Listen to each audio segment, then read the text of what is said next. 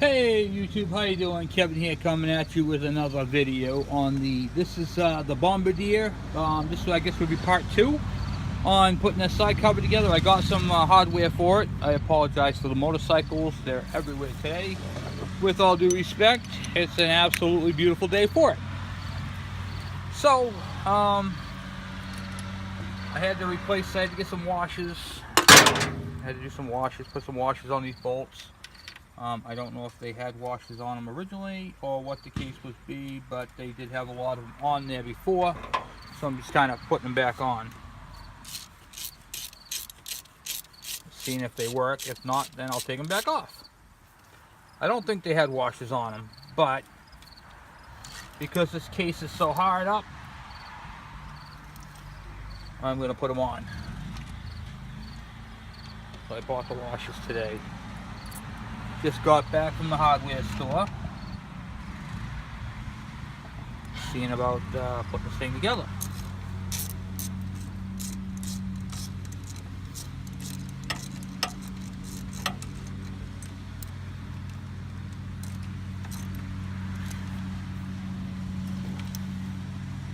Okay. That one already has a washer on it. That one does too.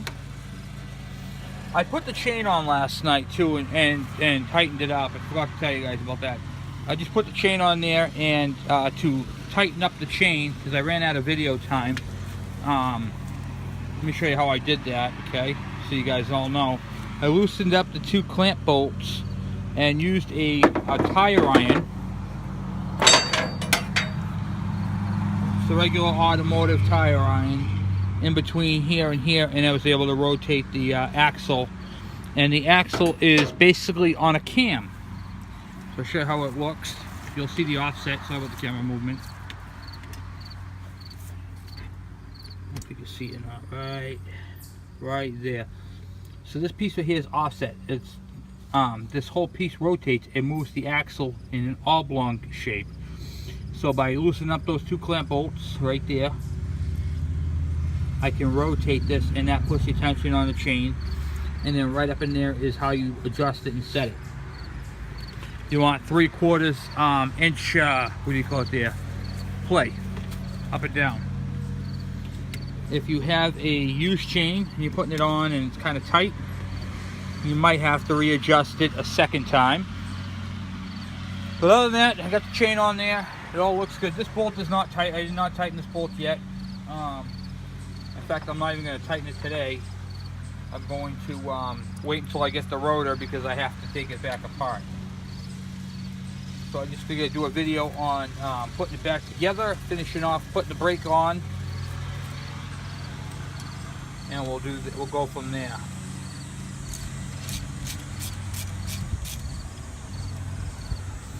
It's going to be a few part system on this buggy. So I was checking out the brakes, and when checking out the brakes, I found that it needs 2 rotors in the front and a caliper on the right side. So I'm going to have to order that stuff up and get that stuff in and coming. And then the front, it'll have front brakes, the rotor for the back here, and the 4 screws. And then it'll have back brakes. And other than that, after it's all said and done, it's going to be a nice little buggy.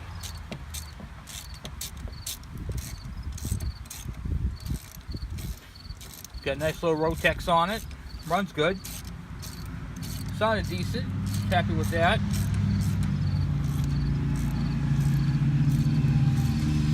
The hard part today is going to be figuring out that brake system, putting it on.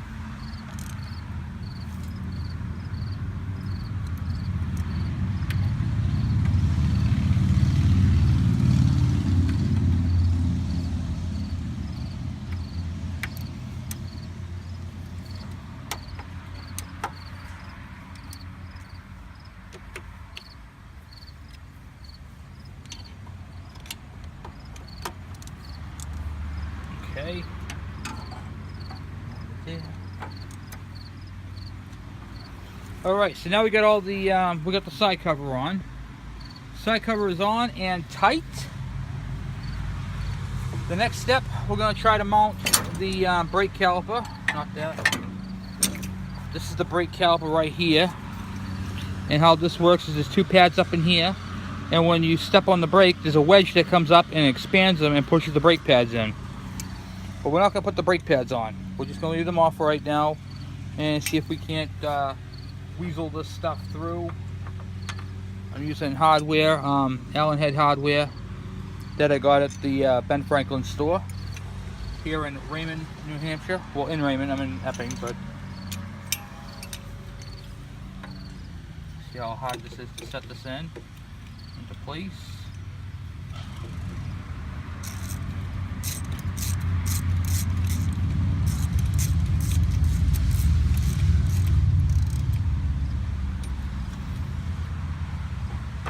And I'm not tightening that in yet until I have to move it. I just wanted to see how it's going to go.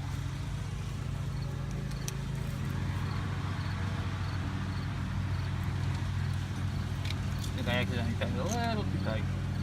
There we go, like that. Maybe so it's loose so I can maneuver it.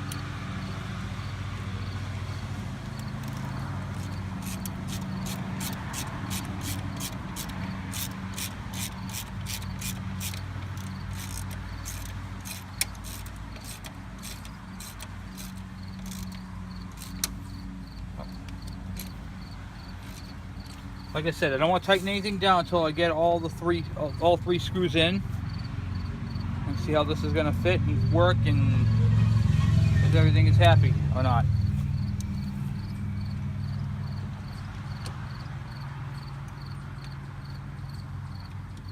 Because you got to keep in mind, this thing was bent. This thing got bent when it got ripped off.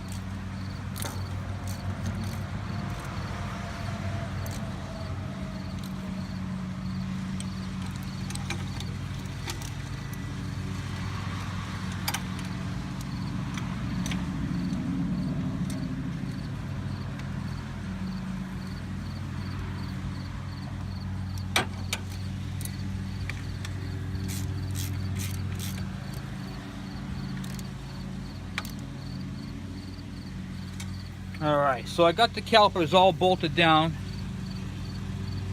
That was fun. Sorry if I was in your way. Yeah, I probably was in your way the whole time.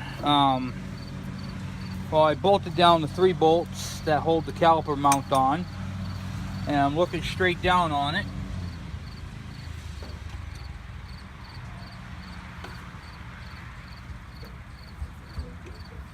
And everything seems to be in good shape with all that, so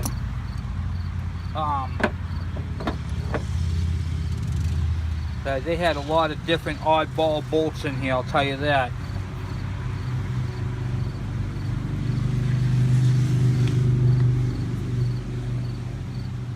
I can't imagine why they would do it this way, but they did. They put a long bolt through the bottom there.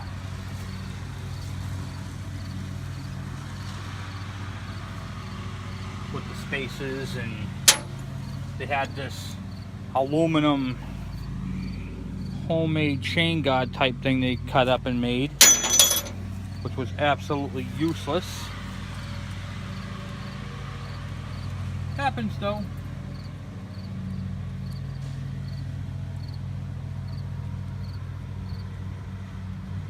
It happens. Then for the brake, this is the wedge right here. That's the wedge right here. It wedges up in between the brake piece there, and applies the brakes.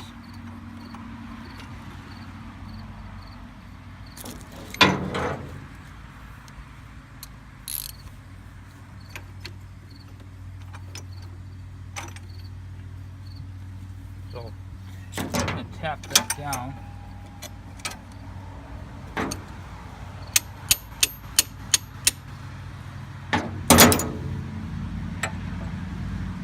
I'm going to move you over here so you can possibly see what I'm doing here.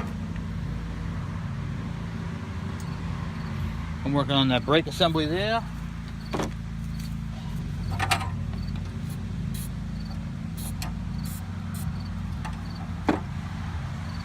Hopefully get this into place.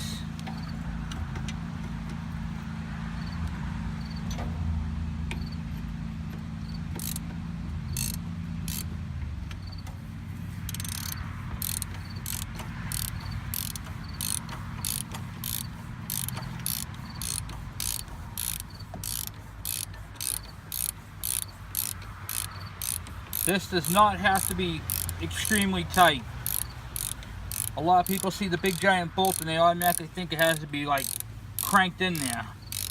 It doesn't.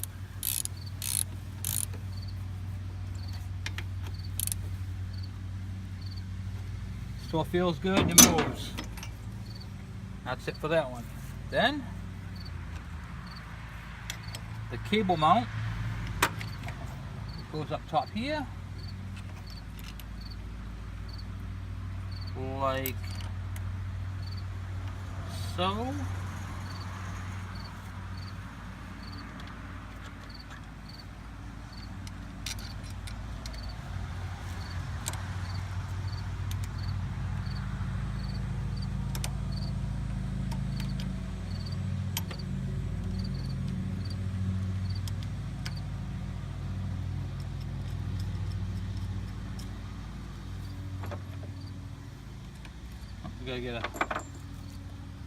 I gotta get an Allen head for that.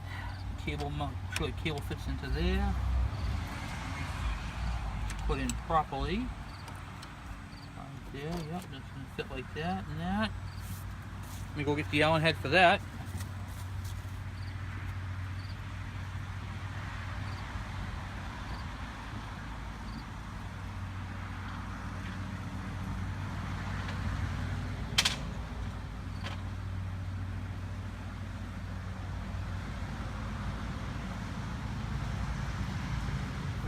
We'll try, got a couple different ones. I think it might be this one. Nope, I was wrong. I took it down the other day and I never put it back up there. Alright, so I know it ain't the big one. Oh, it is the big one. Okay. Turns out they're all the same size. Beautiful. I was gonna say, I don't know where to put it, but that'll work.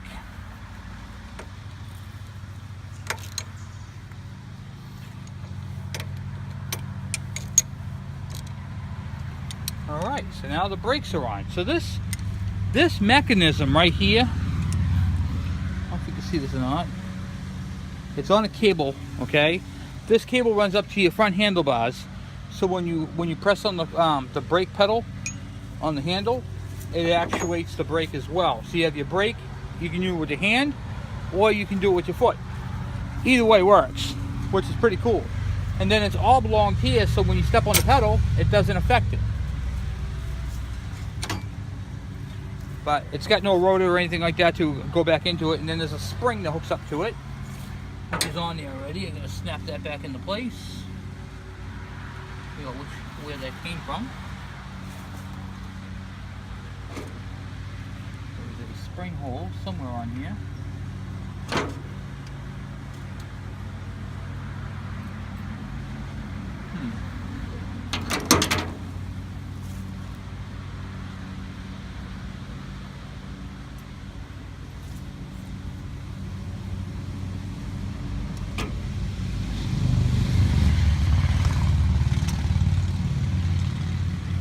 Back down, but I gotta look at my camera later on and figure that out. But there's this spring right here, pulls that back down. All right, we get that part done. And now let's see if I can weasel my way into that back piece there, which I don't know if I'll be able to, but we're gonna find out.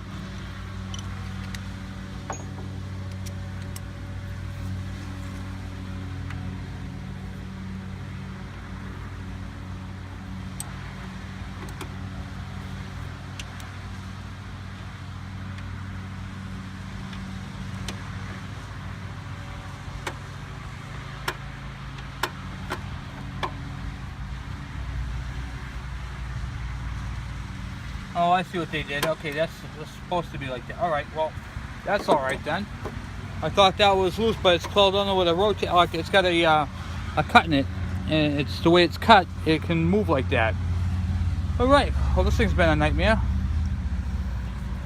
So I got to tighten down this big major nut here, but I'm not doing that until I get the rotor, because I got to pull that back apart when I put the rotor on. So I'm not gonna be driving this until that point, because this thing literally has no brakes. Alright, so I told you on my last video that I couldn't find the drain plug or the fill plug. So I'm going to show you where that is. We were right in the right spot the last time. So on these bombardiers, that white plastic plug right there, that's your fill plug. That right there, when the oil comes out of there, it's what do you call full. Down below that, I don't know if you can see. It's kind of hard to see. Right down here. Right here. I got my finger on it.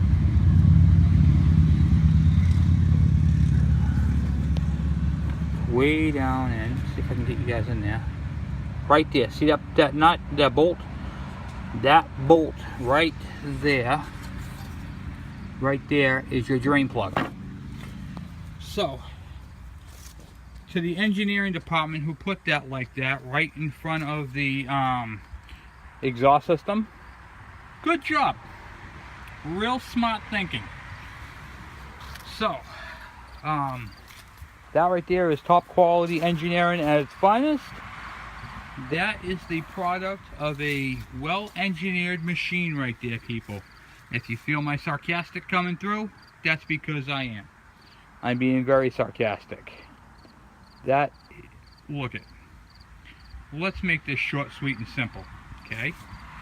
You could put a plug up here and a drain plug down bottom. You can do a little, what do you call it there? A sight glass on it, maybe, like you do on most other engines. I don't know, there's 100 other ways to put a drain plug and a sight plug in, other than right in back of the damn exhaust system.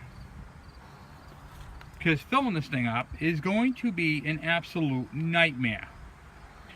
But thanks to the people over at Bombardier, they got that covered. Man, I hate over-educated, stupid people. So, anyway, moving on. So that's where I'm at with this. I got the side cover on. The brake thing is on. I got the brake pads right here. The brake pads are beautiful. Just that doesn't have a rotor to go with it. So at least it's all back together, and I have to order front rotors, one caliper, rotor for the back, and the 4 screws to hold it on. So I guess that's it for this one for now. And I got to reset that carburetor on there, because the carburetor is on it's too far down. It's got to come up. I don't know what's going on with this airbox and why it's like it is. So I got to figure out that whole mess. Thought the seat might pop off, but it doesn't. Really don't know how the seat comes off. Probably comes off underneath. Probably a bunch of bolts up underneath. But that's the next step right there, is get the carburetor all mounted on there and squared away.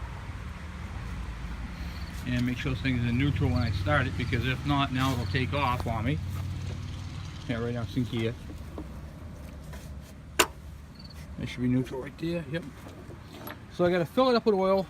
Oh yeah, and it takes I'm sorry, good quality 10W40 motor oil. And that's not what they had in here. They clearly had gear oil in this thing. But that's what the the owner's manual says for this bike. Let me just get the hold on one second. Let's see if I can get the okay.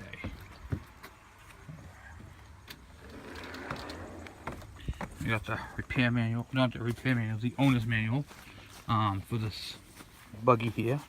I believe it was 10W40. I wanted to make sure I got you guys the specifications on this because that's when I'm about doing things correctly. So I won't do a video if it's not 100%. If it's not the proper way, I'm not going to do it. Or a legitimate fix, because I don't want someone doing that to their own machines and then coming back and saying that was a really crappy video, thanks a lot, you messed up my bike or my four-wheeler or whatever you're working on. So that's why I did not do one on that electric start, because it was not the proper fix for that. Okay, let's see. Let's search the wheelbase and all that. Yada lubricants, cooling, carburetor, electrical, drivetrain, rear axle, front suspension, tire pressures, loading, engine, lubricants, wet sump, blah blah blah. I forgot where I saw that. Hold on one second. Possible cost. Oh yeah, I think it's back on this list. I think I passed it. Specifications of the vehicle. Front brakes, loading, towing, wheel size, suspension. I saw it in one of these. Engine, compression, lubricants, wet sump, yep, blah blah blah. Might have been in a different rally model. Capacities, here we go. Here's what it was. Gearbox oil took 6.76, and what was it? The it's milliliters. Oh, right here. Gearbox oil. Bombardier gearbox oil, part number blah blah blah, or equivalent. Ain't where I found it either. Liquids. Where did I find that? Might have been motor oil.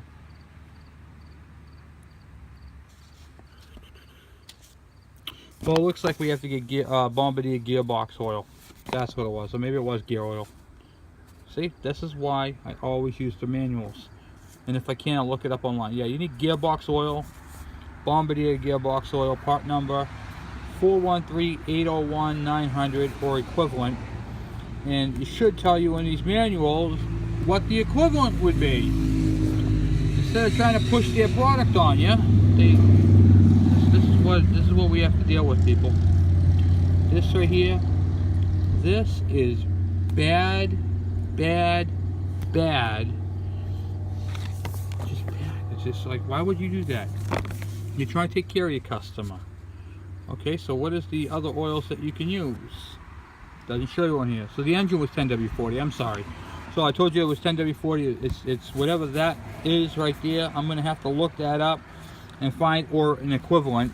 So it probably is gear oil. It's probably some type of special gear oil. So I'm gonna find out what that is before I fill it, because I don't want to put the wrong oil in and then have it blow up on me. So when I do the brake rotors, I'm gonna make sure I put that in there, because I'm gonna do, when I do the rotor, I'm gonna fill it up then, because I'm not gonna be driving this thing prior to that. So when the rotor comes in and I get it all bolted on there, which I'll be doing a video on to finish it off. This is gonna be video number 2 on this. I'm going to give you guys I'm going to use a pump with a hose to fill up the gear case, and I'm going to find out what the equivalent is for this. That way you guys have that specification, because that's what I'm about. Proper specifications torques, you know, if you need them. Some cases you don't need them, like that side cover. And I'm about doing things correctly, so you get a lot of experience, and this is how I do it. So I think that right there might be a little off, that caliper, but I'm not too worried about it. So I think that we can work with that. Get that caliper on there, get it mounted. It's already mounted, but get the rotor on there.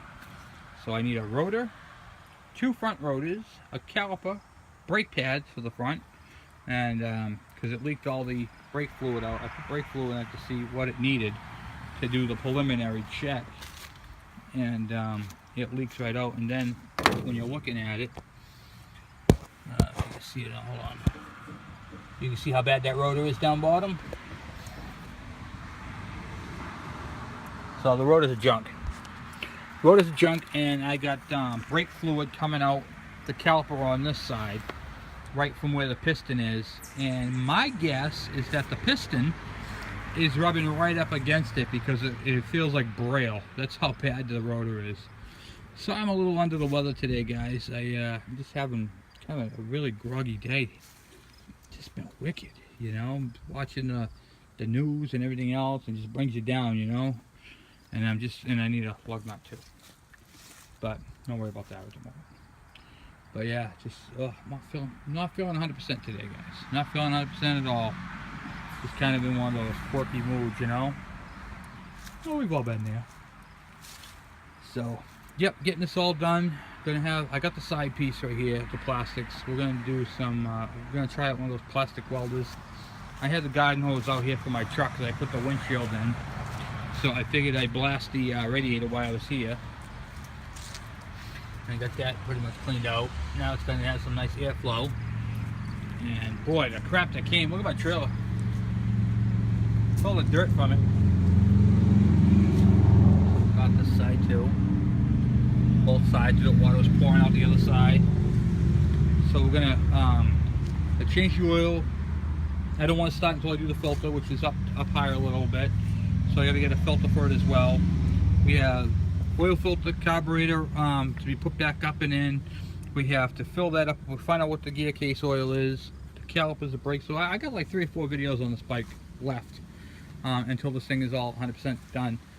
And this is going to be a nice little 200. This thing looks fun. So let me shrink you guys back down to a normal size here. Yeah, this thing looks like a lot of fun. It's got a lot of cargo. It's got the cargo up top. It's got these little clasps here, so you can, you know, if you got one of those nets, you know, you can put a net right across it. That'll help. It's a good little hunting rig. I mean, you're not going to go through like swamps and muds because it's only 2-wheel drive. But for an entry level, like a younger kid going out with his dad, this right here will be a great hunting rig.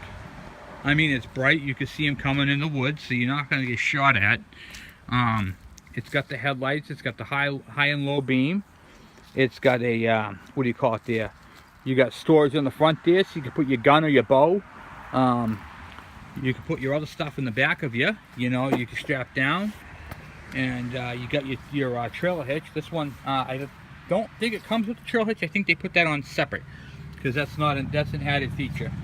But you can put that on there and bring your little trailer out back there and bring back your deer or your, you know, whatever you're hunting, you know. So, and the tires aren't too aggressive, so you're going to want to stay on an actual trail. But if you're out with your dad and you got a bigger quad, like well, let me show you something that's 4-wheel drive and more aggressive with a winch, that right there would be a nice vehicle to go right behind you, you know. This is my Brute Force 650 with a 4,500-pound winch. Got the racks, the seat back piece in the back there, and the big heavy-duty aggressive tires. So this is a Kawasaki Brute Force 650.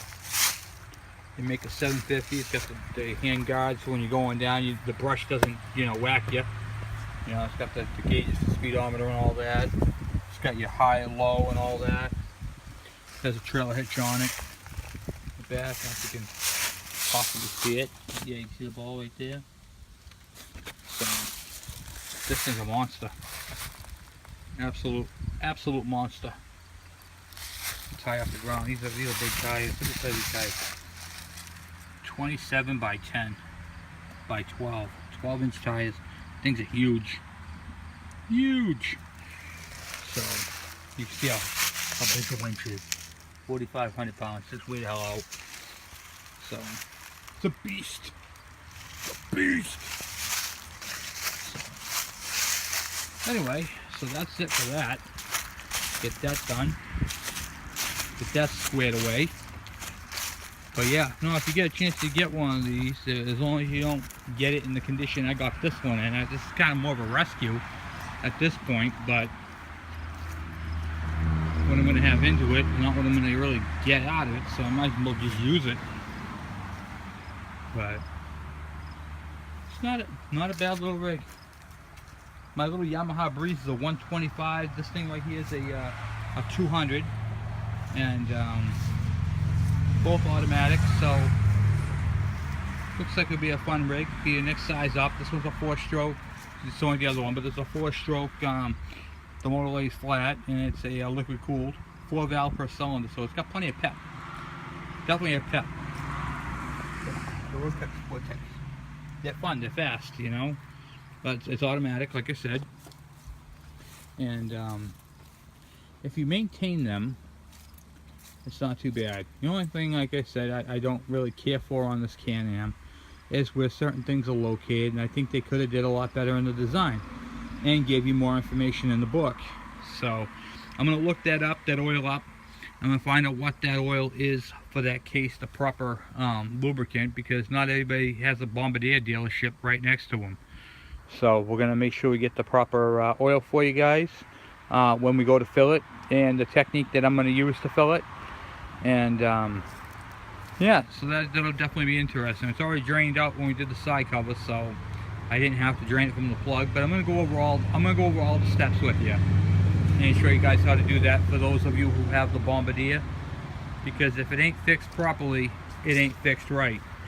Remember that. If it ain't fixed properly, it ain't fixed right. Same thing, worded 2 ways, but both ways are the way. Yeah, I'm a potent, I didn't even know it. There you go. But remember, just take your time, do things right. If you have to leave the thing down for a couple of days to get a couple parts, do it. Because when you're out in the trail and this thing breaks down because of something stupid you did, you'll be like, yeah, I should have did that. Shoulda, woulda, coulda. Hey, I just noticed these right here. Look at these. These are here for straps. Put your bungee cords or your things over that too. So it's got these on I noticed it on the front here. There's a lot of ways to tie stuff down to this bike. That's sweet. And it's real simple too. It's not difficult. You know, you get your lights right there for your oil and your neutral safety, your engine. You got your reverse overdrive. Your reverse or your overdrive to go back in reverse. So basically, if you don't use that, you govern it. You want to govern it. So you push that button and you go back right up at full speed. And then also want to show you guys, which is also pretty cool. I got to change the filter in it, but pretty neat. You got this. This is a compartment. It pulls up, which is height. There you go. You put your registration in right here, and that's your air filter intake. Your snorkel, and then you push it down. So that was pretty cool. I thought that was pretty neat, and that's where you keep your registrations and stuff. And then your air filter is up underneath there. It's your air box. So we've got a lot of pretty cool stuff to it. The battery's in a good place. Not too bad to get to, and I got to get a strap to go from here all the way up. But I'm probably going to use one of my little red bungee cords I got, as opposed to buying a $15 strap for nothing. You know what I mean? Because it's just going to break when you can bungee cord it up there for half that. So, well, anyway, that's pretty much it for this video. Thank you guys for watching. Please subscribe. This is part 2 on the driveline, I guess I'm going to call it. And I'm going to get you guys that information for that oil, the equivalent. And for those of you who have Bombardiers with no Bombardier dealership or way of getting that type of oil, because I'm sure it's compatible with other stuff. So we're gonna find out what the equivalent is of it. And so we got coming up brakes in the front, brake rotors, calipers, a full lube job on the frame, you know, greasing all the fittings. I'm gonna show you where all the fittings are for the greasing, how to check your front end for your tie rod ends. We have the proper gear oil and how to fill it and drain it. And let's see, the rear rotor. And let's see, just make sure I got everything for you guys. Yep, we're gonna reinstall these little brake pads here when we put the rotor in. And that's pretty much it. So thank you guys for watching. Please subscribe. If you have any questions or comments, by all means send them my way. And thank you guys, and we'll be seeing you.